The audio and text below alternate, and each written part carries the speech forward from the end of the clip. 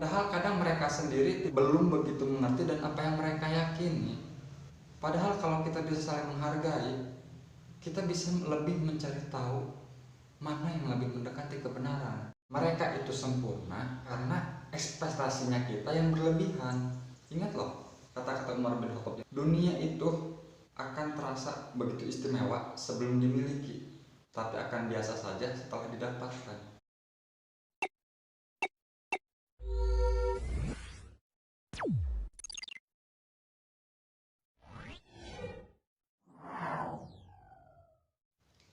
Hai, Assalamualaikum. Jumpa lagi dan kami Terinpan Channel dalam pembahasan makna dan arti cinta. Bagaimana kabarnya hari ini? Semoga baik-baik saja, sehat selalu dan selalu dalam lindungan Allah Subhanahu wa Ta'ala. Amin. Sobat pencari cinta, mungkin sebagian dari kita sudah sering dengar kata kalau cinta itu indah. Benar nggak?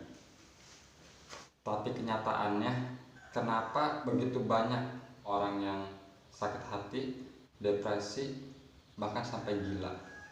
Cuma karena kata yang kalau kata orang itu adalah cinta.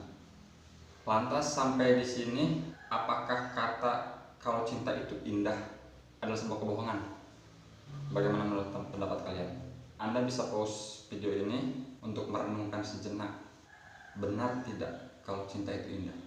Dan saya akan terima kasih sekali kalau kalian mau berbagi tentang jawaban kalian. Benarkah kalau cinta itu indah? Oke, kita lanjut. Lepas dari apapun pendapat kalian, saya sendiri juga punya pendapat. Kenapa kata cinta yang orang bilang itu indah bisa begitu membuat orang tersiksa? Sebenarnya alasannya itu cukup simpel. Hanya karena sebagian dari kita itu belum bisa membedakan mana cinta, mana obsesi. Kenapa bisa begitu? Yuk kita simak. Tapi sebelum itu, untuk yang belum subscribe, saya mohon subscribe, like, dan share video ini untuk membuat kami semakin semangat dalam berbagi pengetahuan tentang makna dan arti cinta. Menurut pendapat saya, kata cinta itu indah itu benar adanya. Kenapa? Karena orang yang sudah mendapatkan kata cinta, dia sudah bisa menguasai yang namanya ikhlas. Minimal dia sudah tahu apa itu ikhlas. Dan orang yang sudah mengenal ikhlas, dia pasti tahu yang namanya bersyukur. Orang yang sudah pandai bersyukur, insya Allah hidupnya pasti bahagia. Lantas kenapa masih banyak orang yang menganggap kalau cinta itu membuat menderita? Jawabannya satu, karena mereka masih terjebak dengan yang namanya obsesi. Untuk lebih jelasnya, kalian bisa simak video ini dan yang ini.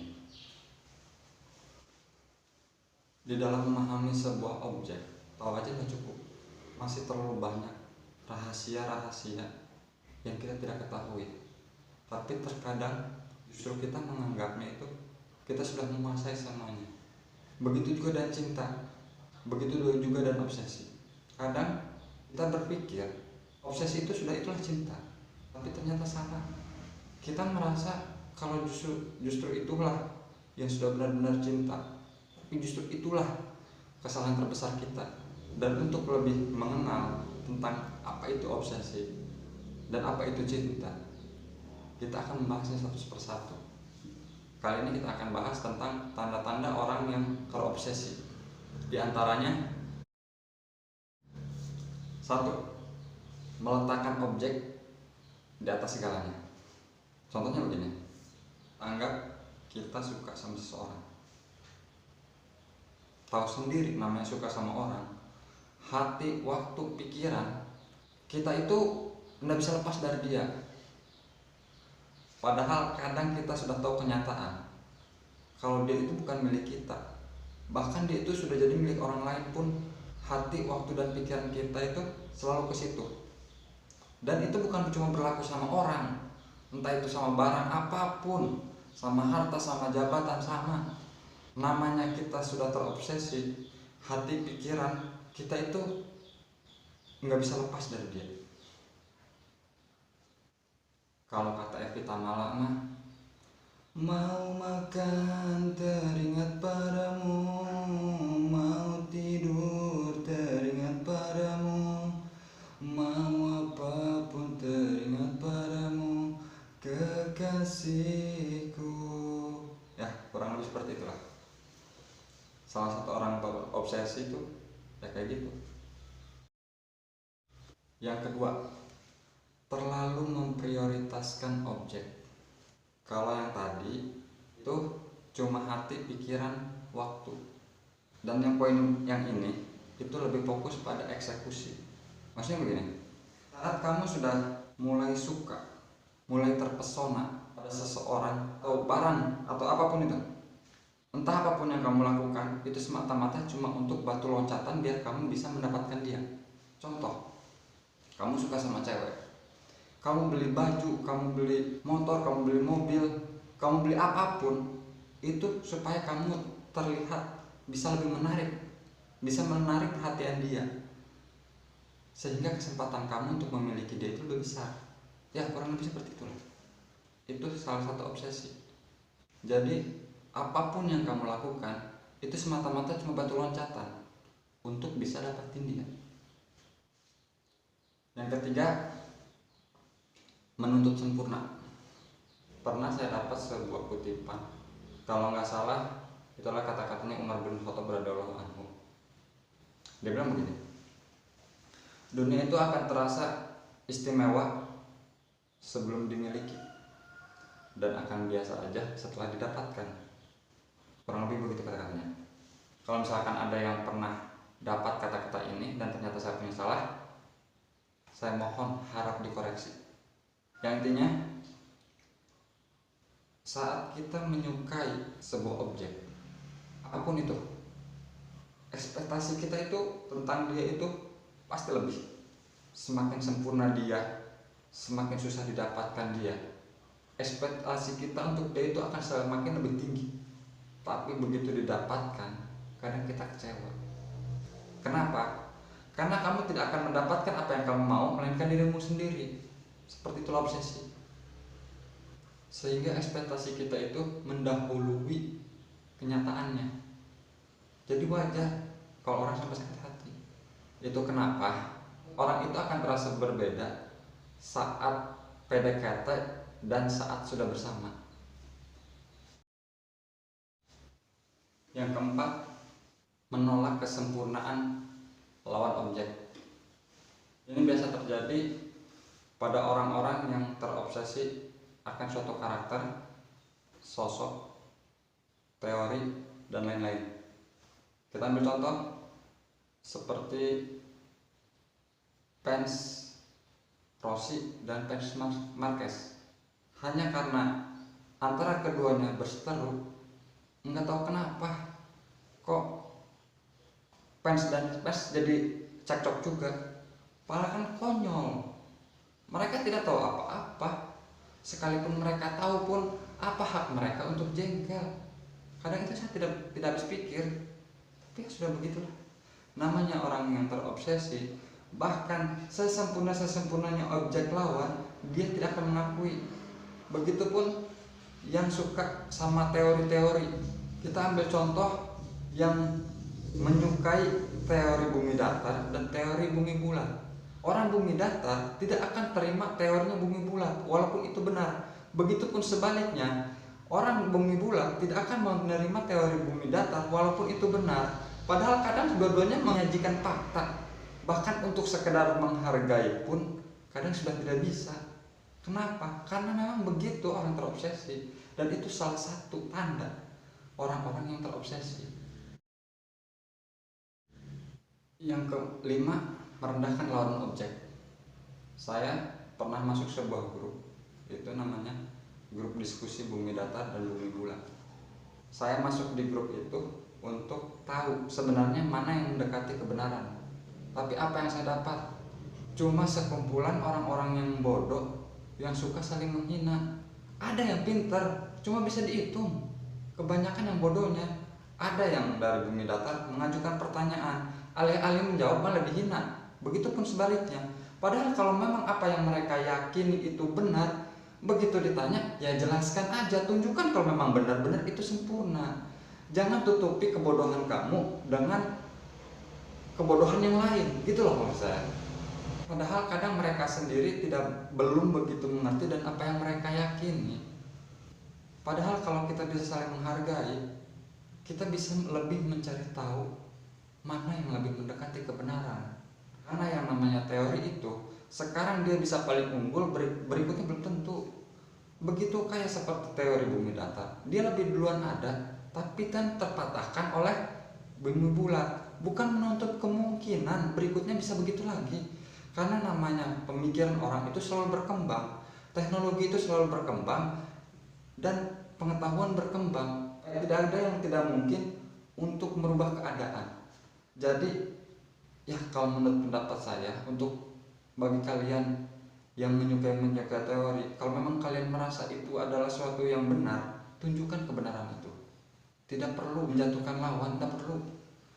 Karena menghina itu tidak akan menaikkan derajat kamu sendiri, gak akan. Itu hanya akan menunjukkan kalau kamu itu sama-sama bodohnya dan dia. Yang keenam, merasa lebih atau sok. Kenapa poin 4 dan 5 itu ada? Awal mulanya itu ini. Karena kita merasa lebih atau sok, merasa lebih dari orang lain. Merasa pemahaman kita itu lebih sempurna. Merasa objek yang kita tuju itu lebih sempurna. Dan bahkan mungkin kita sendiri merasa lebih sempurna. Itu kenapa kita bisa merendahkan.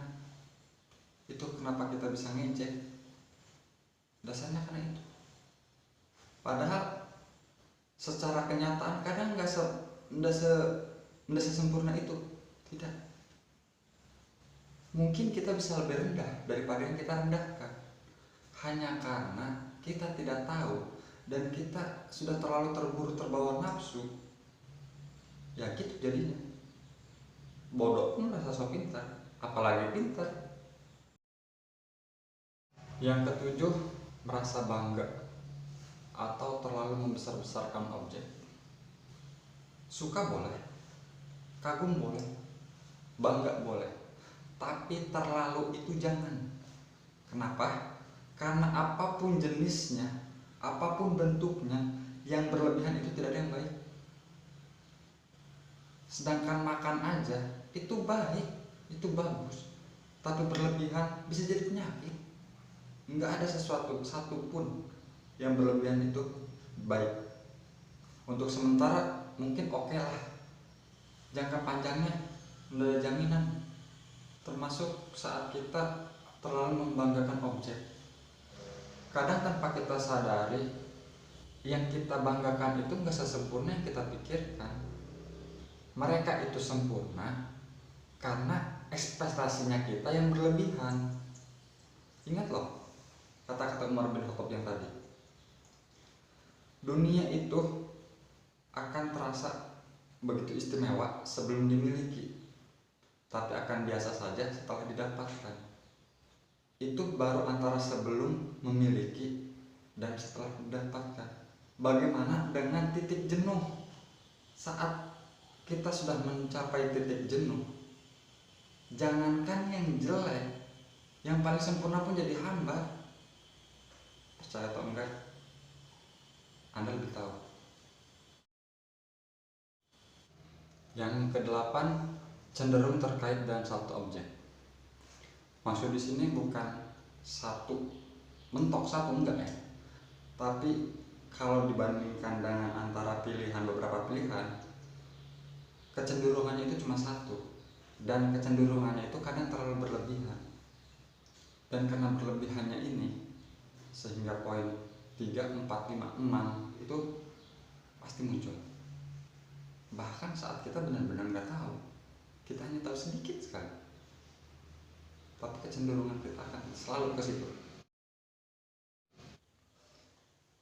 Yang kesembilan, mudah mengklaim. Pernah nggak ketemu orang yang dikit-dikit kamu salah, ini salah, ini salah. Padahal kadang dia belum pelajari itu. Boleh dibilang dia baru tahu tentang satu hal, dia sudah mengklaim yang lain itu salah. Ya kurang lebih seperti itu. Tanda-tanda orang yang terobsesi. Dia tidak bakal mau menerima kebenaran kamu, enggak. Bahkan dia kadang tidak mau tahu. Yang jelas kliennya itu lebih cepat dari apa yang dia tahu. Kalau yang benar-benar udah tahu sih, mungkin itu bukan obsesi, tapi yang jadi permasalahan ini yang tinggal tahu, baru tahu sedikit sudah main klien. Yang ke-10, fanatik. Apa itu fanatik? Fanatik adalah istilah untuk menunjukkan suatu ketertarikan terhadap sesuatu secara berlebihan. Lalu apakah ketertarikan itu salah? Enggak, tertarik itu enggak salah. Dan insya Allah tertarik itu adalah sesuatu yang baik. Hanya saja terkadang semangat itu ada karena kita tertarik. Lalu di mana letak kesalahannya? Letak kesalahannya itu adalah saat kamu sudah mulai tidak bisa bertindak adil terhadap objek. Maksud tidak adil itu gimana? Begini, maksud tidak adil itu seperti di poin 1 sampai 9. Kalau kamu bisa pelajari itu juga merupakan tanda-tanda dari fanatik yang dasarnya adalah sifat berlebihan. Mungkin sekian yang bisa saya bawakan kali ini. Insya Allah next video kita akan membahas poin-poin berikutnya. Terima kasih sudah menonton video ini, dan kalau ada kata-kata saya yang salah mohon dimaafkan, dan setiap kritik saran yang membangun sangat kami harapkan di komentar. Jangan lupa like dan share jika kalian anggap ini adalah hal yang baik. Jangan lupa subscribe untuk membuat kami makin semangat. Untuk yang sudah subscribe, saya doakan semoga rezekinya lancar, hidupnya berkah, ditambah umur panjang, sehat selalu dan selalu dalam lindungan Allah Subhanahu wa taala. Amin. Oke, sampai jumpa di next video. Assalamualaikum warahmatullahi wabarakatuh.